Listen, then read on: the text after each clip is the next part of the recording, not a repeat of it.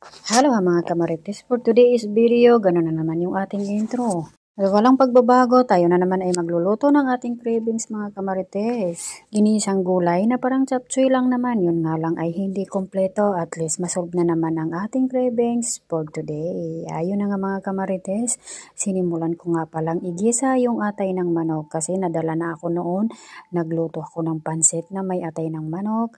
Hinugasan ko naman siya ng maayos pero talagang malansang-malansa talaga. At ito naman yung naisip ko para mawala yung pagkalansa niya. Nung nahugasan ko siya ay pinigaan ko lang siya ng isang kalahati lang yung lemon na piniga ko sa kanya. Then 5 minutes lang at hinugasan ko na at ito na at ginisa at saka ko na rin ginisa yung chicken breast para ihalo ko rin doon at para may marami ding halo. At nang saglit lang ang aking paggisa, nilagyan ko pala siya ng olive oil kasi medyo nag-dry na yung kalan ng kalan bang tawag dyan? Basta ang pinaggisaan ko ng atay ng manok. At ayun na nga, igigisa ko lang siya ng igigisa hanggang sa medyo mag-brown at okay na siya. And then, nung makita ko na okay na para sa akin, yung paggisa ko niyan, pagluto ko niyan, pag-grill ko niyan, ay kompleto lahat na, nabangkit ko na, ay hinaon ko na siya, hinangon ko na siya. Ay, ewan ko kung saan doon, basta bulol tayo ngayon. Pasensya na kayo mga kamarites at ako ay nabubulol na ngayon kasi hindi ko alam. Medyo hindi pa ako okay kasi kagahapon ng gabi ay sumama yung tiyan ko. Sabay sumama din ang aking pakiramdam. Siya ay, ito na, nagsimula na pala ako magisa ng sibuyas, bawang, loya, pinagsabay ko na, and then saka ko na rin lagay yung ating mga panghalo na atay ng manok at saka yung chicken breast. And then tamang gisa lang hanggang sa lumabas-labas yung mga aroma nitong pinaghalo-halo ko. Nilagyan ko pala siya ng buo-buong paminta at dahon ng laurel. Siyempre mahalaga yan sa aking lulutuin at dagdag pampalasa din yan mga kamarites.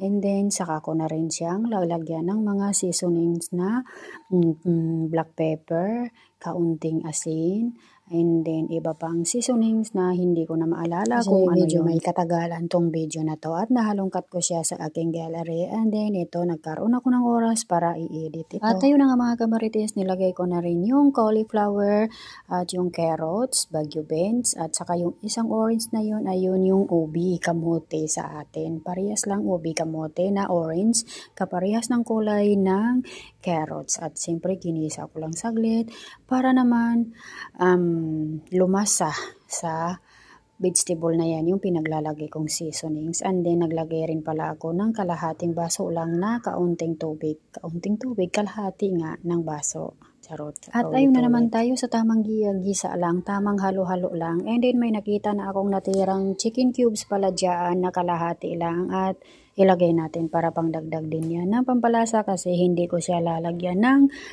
toyo or silver swan or oyster sauce. Yun lang yun, asin lang at saka yung mga seasoning na pinaglalagay ko, and then asin na kaunting asin. Tansya lang. Siyempre titikman natin kung may lasa. Alangan naman magluto tayo na walang lasa. Paano natin kakainin? Hindi, pinaghalo-halo ko na naman siya ulit. Natakpan ko rin yun ng mga 1 minute at saka ko na rin ilagay yung repolyo. Kasi diba sa vegetable or sa chapchoy ay may repolyo. Hindi nga lang kompleto pero okay lang, at least gulay tayo for today's video mga kamarites. At siyempre haluin ko lang yan, and then i-off ko na po yung apoy niyan para hindi malata yung repolyo. Kasi kahit yung kalan namin, kahit i-off ko pa yan at hindi ko tanggalin yung kaldero na pinaglutuan ko ay mainit din. Kaya po sure ako na maluluto niya or hindi naman as in ma-overcook yung mga gulay niya. Pero okay lang yun. And then ito na naman tayo sa tamang halo lang para magkalasa din yung repolyo kasi yun ang huli natin nilagyan. Kaya dapat haluin lang. And then, takpan ulit saglit. Medyo may kaingayan mga kamarites. Pasensya na. At yung mga alaga ko, grabe yung sigawan nila doon sa kabilang kwarto. Tagos dito sa aking kwarto. Ay, di ayun na nga mga kamarites. Ready to serve na. O, diba? Ang sarap. Mayaman pa to sa vitamins. Ito na daw kasi yung sign na tumatanda na tayo or tumatanda na ako. Wag ko na kayo isama kasi baka may matamaan na naman dyan at ewan ko na. Baka hindi niya matanggap na tumatanda na siya. O sige, bumabata ka na, ako na ang tumatanda, o diba? Pakita ko lang ang atay ng manok kung ganda ng pagkaluto ni at hindi na siya malansa. Ganon pala ang dapat gawin para mawala yung pagkalansa ng atay ng manok, o diba? Dapat igisa-gisa muna at siyempre bigaan ng lemon or kalamansi kung anong mayroon. At ayun na nga mga kamarites, habang ako ay nagbo-voice over ay parang nagugutom na naman ako. Parang gusto ko na naman ulit magluto ng ganitong lutong gulay. Bye-bye!